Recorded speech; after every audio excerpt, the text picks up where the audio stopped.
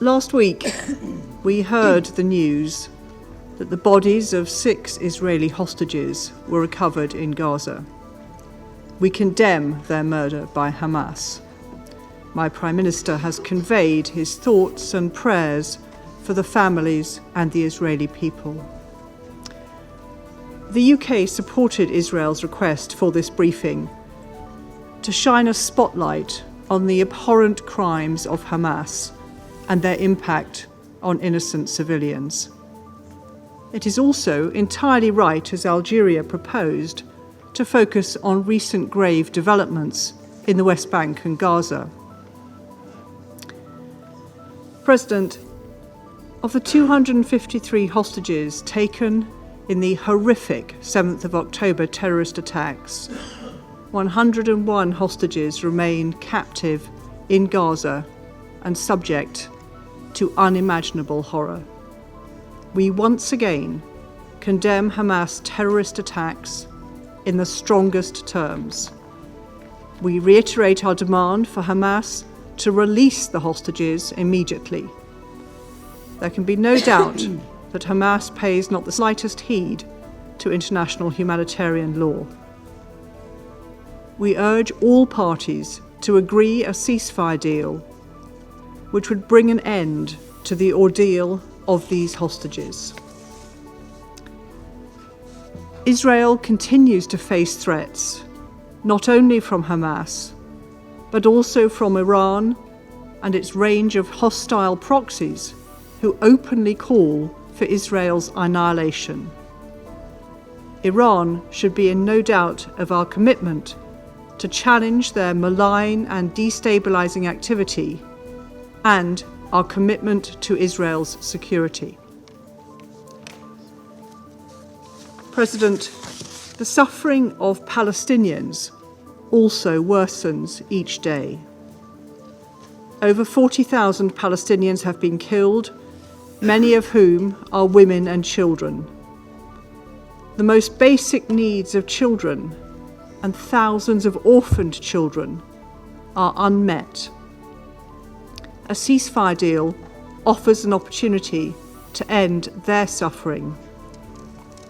As we've heard, the humanitarian situation in Gaza is beyond appalling, with dire sanitary conditions, a serious risk of famine, and now polio.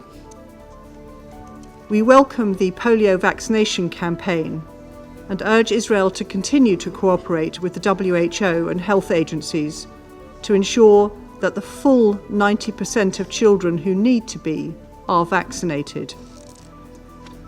More generally, as we've heard, humanitarian access remains inadequate, with attacks on convoys, evacuation orders undermining operations, and aid far below Israel's stated commitment to flood Gaza with aid. We urge Israel to do much more to ensure life-saving food and medical supplies reach civilians in Gaza.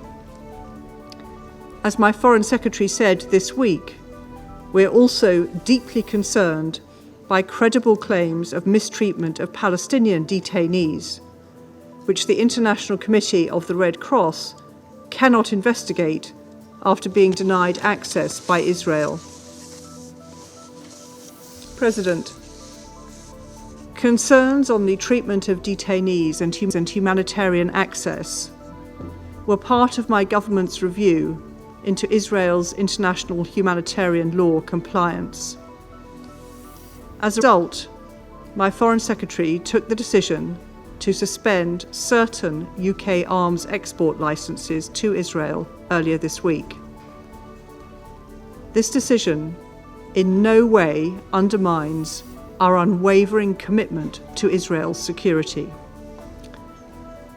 Whilst we recognise Israel's need to defend itself against security threats, the UK is also deeply worried by the ongoing IDF operations in the West Bank, particularly the reports of civilian casualties and the destruction of civilian infrastructure.